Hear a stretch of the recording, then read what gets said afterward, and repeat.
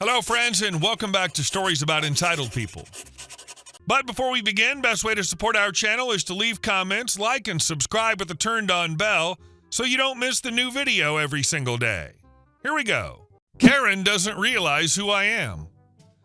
I moved into that gated HOA neighborhood in a small Oregon town not because I'd ever dreamed of magazine cover lawns and rules about the color of your mailbox. I moved there because after my divorce, I needed a place where nothing reminded me of our kitchen, our weekends, and our plans. My wife cheated. I loved her. And when you love someone, betrayal doesn't just break your heart, it strips the skin off your nerves. And suddenly you value silence more than any community. I bought a small house, compact, tidy, with the smell of pine in the yard and an old fir tree that rustled like it was sighing for me nonstop. The neighborhood was gated. People smiled just enough to look polite, and they always had an opinion about how you mowed your grass. I'm an active duty police officer, but I don't wear my uniform off duty. I don't advertise my job. To the HOA, I was just the quiet neighbor who came home silently, didn't party, didn't argue, and didn't participate in their group chats with 400 messages a day. For the first few weeks, it worked. I stayed quiet, they left me alone, until I became interesting to Karen. Every HOA has that one person who mistakes the rules for the Constitution and their volunteer position for a federal mandate. Ours was Karen. She called herself a code enforcement volunteer, carried a binder with tabbed sections like an attorney, and said the phrase emergency access clause like it was a magic spell that unlocked any door. The first time I heard her voice was when she cornered me by the mailboxes. "You knew?" she asked, wide smile, narrowed eyes like someone who'd already found a violation on you. "Yeah. I'm Karen. We have order here." She said order like she owned it. "Have you reviewed the rules?" "Skimmed them." "Skimmed isn't reviewed." She was already pulling out a tablet. "We have provisions about a lot of things, and we have an emergency access clause in case someone, floods the neighbors, fire, a leak, gas." "I got it." I didn't add thank you because I didn't feel grateful. I just wanted to get inside, make coffee, and not have anyone ask why my face looked permanently exhausted. Karen didn't like "I got it." Karen liked people saying, "Oh my God, Karen, thank goodness you're here. Save our souls from the wrong shade of beige." Then it started. Small stuff at first. A note on my door. "Your trash bin was set out 14 minutes earlier than the approved time." Then another. "Please put away the hose. It must be coiled." Then a dry HOA letter warning that my lawn was at the limit of acceptable height. It was at the limit because I mow on Saturday and the letter arrived on Friday and grass grows. Yes, imagine that. I tolerated it, not because I was afraid of the HOA, but because I was running low on energy for conflict. My marriage had just ended and I wasn't looking to start a new one with Karen. The only thing I did wrong was that I didn't react. She wrote, I stayed silent. She called, I didn't pick up. She ambushed me on the sidewalk. I nodded and kept walking. To a normal person, that means, okay, he doesn't want to talk. To Karen, it meant he's hiding something. And then one Tuesday, under a typical Oregon rain, fine, stubborn, relentless, I was home, day off. I was sitting in the kitchen trying to force my brain to stop replaying old scenes, random messages on a phone, someone else's perfume, the silence after the explanations. I had cameras in the house, not because I'm paranoid, because security is routine for me. 2 exterior cameras, porch and backyard, and 1 interior camera, discreet, covering the living room and part of a hallway. I lived alone, so it wasn't invading anyone's privacy. It was simply, I want to know if someone decides to do something stupid. When I heard someone press down on my front door handle, I didn't even understand right away because it sounded so ordinary. No banging, no kicking, no shouting, just the handle. I froze, then slowly stood up and looked at the live feed on my phone. Karen was on my porch, no umbrella, rain jacket on, a key in her hand, and the face of someone doing important work. She glanced around like she was checking whether the neighbors were watching, and then she opened my door. I literally whispered to myself, "Are you serious?" The door opened, she walked in, wiped her feet. Yes, wiped them like she was a guest, and went deeper into my house. I didn't run out, didn't yell, didn't rush her. I inhaled and forced myself to do what works best. Procedure. Calm. Clean. I stepped out of the kitchen in a way that she wouldn't see me immediately. She was in the living room, phone in hand, taking photos. Then she opened the lower cabinet under the TV, then the drawer in the side table. Then she headed toward the kitchen where I was behind the wall and opened my cabinet with the mugs. There was no water leak, nothing was dripping, no sound, no smell. This was the kind of emergency that exists only inside Karen's head. I pulled out my phone, dialed 911, and put it on speaker. And yes, I did it from my kitchen, in my own home, while an unauthorized person rummaged through my cabinets. 911, what's your emergency? I spoke quietly, evenly, no panic. I'm the homeowner at address. There's a woman inside my house right now without my permission. She entered on her own using a key and is inspecting the premises. A short pause. The dispatcher switched into serious mode. Do you know her? Yes, she's an HOA volunteer, but I did not give permission for entry. There is no emergency. Are you safe? Is she armed? She's in another room right now. I don't see signs of a weapon. I am legally armed, but I haven't drawn my weapon. I just want a patrol unit to respond and document the unlawful entry. I heard footsteps. Karen walked into the kitchen and stopped dead when she saw me, completely calm, phone in my hand. Oh, her smile snapped on automatically. Neighbor, I raised a finger, not aggressively, just a 1 second. You're live on 911. Her face, it was beautiful, like someone unplugged her universe. You don't have the right. This is my house, I said into the phone, loud enough for her to hear. She's standing in my kitchen. The dispatcher, officers are en route. How many people are inside? 1, her. Karen tried to switch into boss mode. Listen, this is emergency access. I received a report of a possible water leak that could damage neighboring units. I acted according to the rules. I looked her in the eye and said as casually as possible, I'm standing next to my sink right now. Nothing's leaking. You opened my mug cabinet. Which mugs are leaking, Karen? She hesitated for a second, then regrouped. We have the right to check. If the gate isn't locked, it's not trespassing. I couldn't help it. I exhaled through my nose. Almost a laugh. You just said that out loud on a 911 call. Thank you. When the patrol car arrived, it was 2 guys I knew from work, but they didn't know that I was one of them. I kept a low profile. I was in a t-shirt at home holding a cup of coffee. I opened the door, they stepped in, and saw Karen standing there with her phone like a kid caught stealing cookies. Afternoon, who called?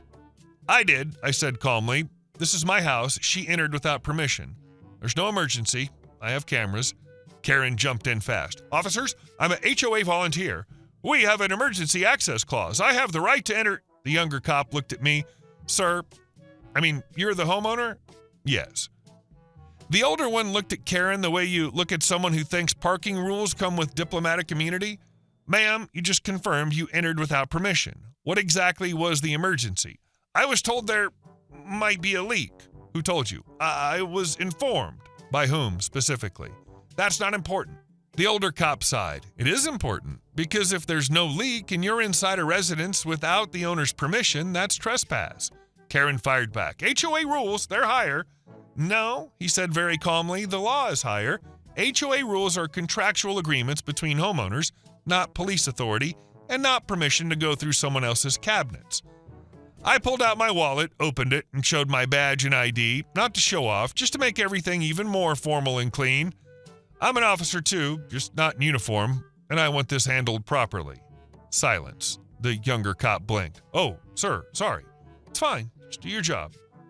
I showed them the footage from the moment she unlocked my door with a key to the moment she was opening my cabinets. Clear as day. No panic, no, oh my God, water. No attempt to shut off a valve or call a plumber. Just photos, just snooping, just curiosity. Karen tried to pivot. This is a legal recording. You don't have the right to film me. I tilted my head. You're in my house. The cameras are in my house. You were never supposed to be in my house. The older cop nodded. Ma'am, step out onto the porch. She stepped out, but she didn't shut up. I'm filing a complaint. This is harassment. I heard the older cop speaking to her quieter now, but firm. Then I saw the hand gesture, the one that means turn around, hands behind your back. Her emergency access clause ended in handcuffs. At the station, of course, she played the victim, demanded they contact the board, talked about my abuse, hinted that I set a trap. I wasn't even emotional that day. I was mostly stunned by how confidently some people walk off a cliff while holding a sign that says, I'm right. At first, the HOA did what HOAs do, tried to hush it up. The board president called me, a guy named Brad, with the voice of someone who has avoided direct responsibility his entire life. Listen, buddy, this is a misunderstanding. Karen's just overly enthusiastic. Maybe we can handle it internally?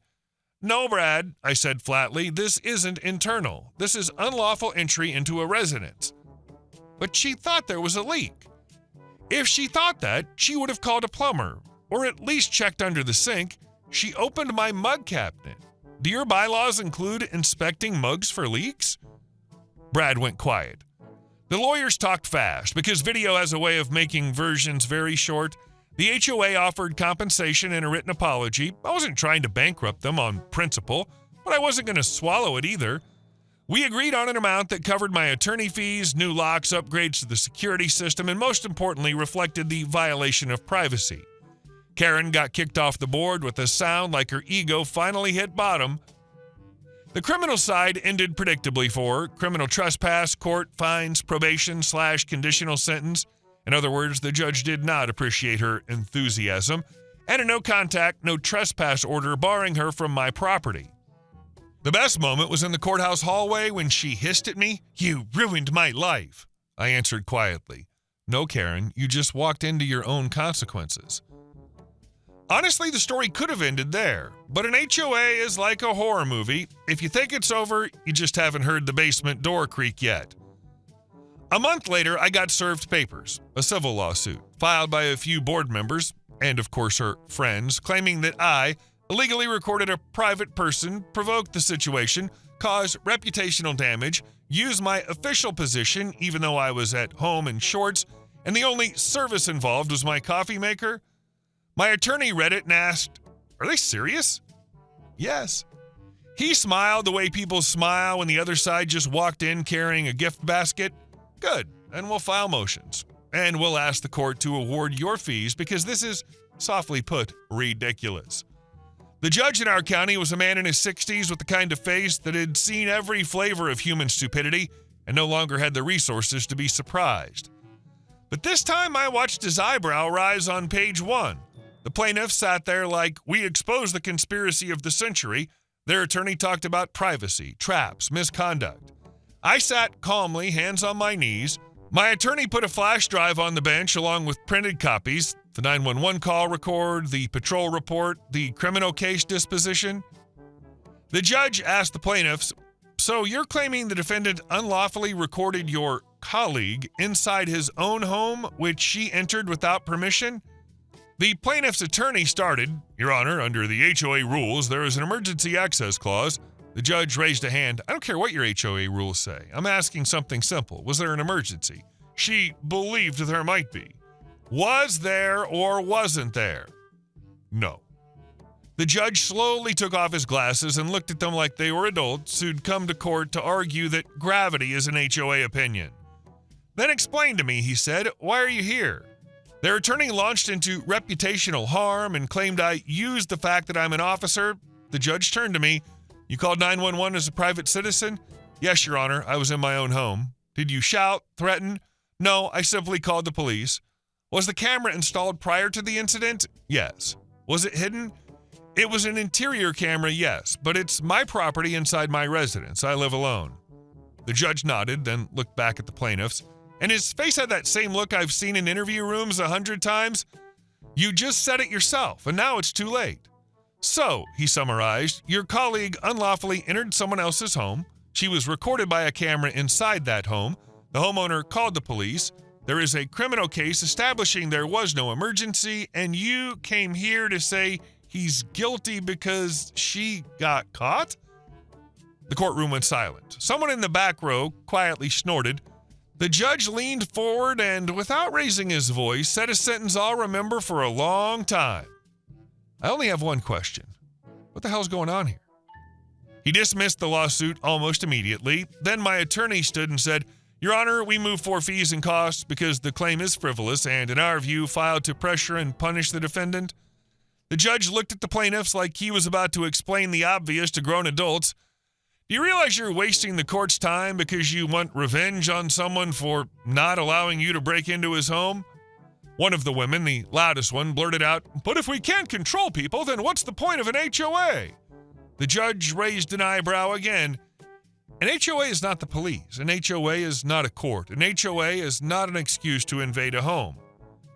And then he made them the losing party, with fees awarded. Not astronomical, but enough to make it sting, enough to teach them that playing the "we'll bury you in paperwork" game can hit your wallet hard. When we walked out of court, Brad passed me without looking me in the eye. One of the activists hissed, "You think you won?" I replied calmly, "I think you just paid my attorney." I didn't see Karen around the neighborhood for a long time after that. People said she moved. People said her nerves were shot. People said she was right. The world is just unfair. I didn't care. I got a strange but pleasant side effect. For the first time in a long time, I felt like I could protect not only other people, but myself, without yelling, without hysteria, without needing to prove anything to anyone. I simply let her do what she loved most. Follow the rules. Literally. Yes, an HOA can enter in the case of a real emergency, but there was no emergency. And she proved it herself, on video, in court, in a story our department now brings up every time someone says, the HOA's demanding something again. I think that was definitely the biggest surprise on that street for Karen. Hey guys, thank you all for watching the video. I'll see you in the next one.